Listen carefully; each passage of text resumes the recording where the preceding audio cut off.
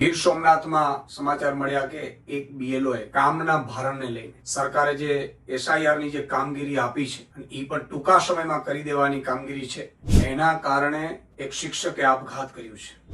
એક બીએલઓ કપડવંજમાં કામના ભારણના કારણે એટેક આવી જતા મૃત્યુ પામ્યા છે. હું પહેલા તો એમને ભગવાન આત્માને શાંતિ આપે એવી પ્રાર્થના કરું છું. સાથે સાથે ભાજપને કહેવા માંગુ છું કે શું માંડ્યું છે આપણે? તમે 5 કરોડ મતદારો છે એને એક મહિનામાં બીએલઓ ઘરે ઘરે જઈ આવે, એમને બધું કામ મુકાવી દીધું. આટલી શું જરૂર હતી? એસઆઈઆર ની પ્રક્રિયા છે, એ ચાલવા દો તમે 3, 4, 6 મહિના. શું વાંધો છે ભાઈ? વેકેશન આવે છે. પણ નહીં, તમારે કોઈ પણ ભોગે ચૂંટણીઓ જીતવાની એ ભાજપની લાય છે. ભાજપ સત્તાની ભૂખી છે. ભાજપ ચૂંટણીઓ જીતવાની ભૂખી છે. ભાજપને માણસ મરે, માણસ ભણાવે, માણસ દીકરાઓ ભણે ન ભણે નથી કોઈ મતલબ નથી. અને પરિણામ તમે જોઈ લો. એક શિક્ષકે આજે આપઘાત કર્યું છે. કેટલાય બીએલઓ હજી તણાવમાં છે. એટલું નહીં, હજી ઘણા બીએલઓ ઉપર એવા પણ દબાણ કરવામાં આવે છે ખોટી કામગીરીના. તમે શિક્ષકો ઉપર, બીએલઓ ઉપર તમે ઢગલા બંધ કામગીરી આપી દીધી છે.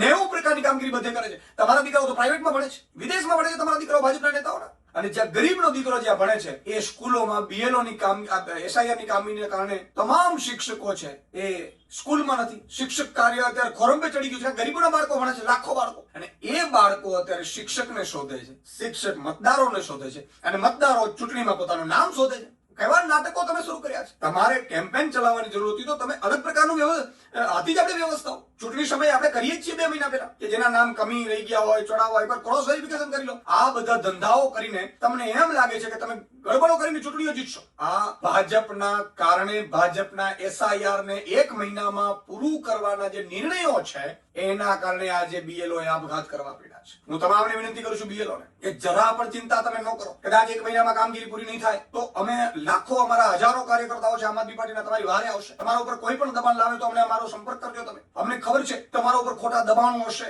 પણ ચિંતા ના કરો તમે. આ સરકારોમાં આ જ અપેક્ષાઓ હોય છે. એને ચૂંટણીઓ જીતવાથી મતલબ છે. કોઈ પણ ભોગે ચૂંટણીઓ જીતવાની મતલબ છે. એને ખબર છે કે ડ્યુ થઈ રહી છે ફેબ્રુઆરીમાં તાલુકા જિલ્લા નગરપાલિકાની ચૂંટણીઓ, મહાનગરપાલિકાની. ઈ પાછી ઠેલાય અને એસઆઈઆર માં કંઈક થોડું ઘણું આમ તેમ કરી અને પાછી ચૂંટણીઓ જીતી અને પાછી માહોલ બનાવવામાં માહિર ભાજપા તમારા ઉપર દબાણ કરે છે. પણ તમે જરાય ચિંતા ન કરતા અમારો સંપર્ક કરજો. અને તમારી ઉપર જો ખોટા કાર્ય કરવાનું પણ દબાણ કરે તો પણ અમારો સંપર્ક કરજો. મારી વિનંતી છે આવું કોઈ પગલું ન ભરે. અને ઘણા બીએલઓ ને મને ખબર છે કે કામગીરી જો હાજર ન થાય તો એને સસ્પેન્ડ કરી દેવામાં આવે છે ને શિક્ષકમાંથી ફરજ મુક્ત કરી દેવામાં આવે છે. એવા લોકોની સાથે પણ આમ આદમી પાર્ટી ઉભી છે. કોઈએ ચિંતા કરવાની જરૂર નથી. ફરીથી હું ભાજપને કહું છું કે હજી વિચારી લો, આટલું પ્રેશર ના કરો. શિક્ષકો વેકેશનમાં આપણે આ એસઆઈઆર ની કામગીરી થઈ શકશે. અત્યારે જે ડ્યુ ચૂંટણીઓ છે ચૂંટણી લાવી દો અને બાળકોને ભણાવવા દો. ગરીબ મધ્યમ વર્ગના બાળકો સરકારી શિક્ષણમાં ભણે છે ને એને ભણવા દો.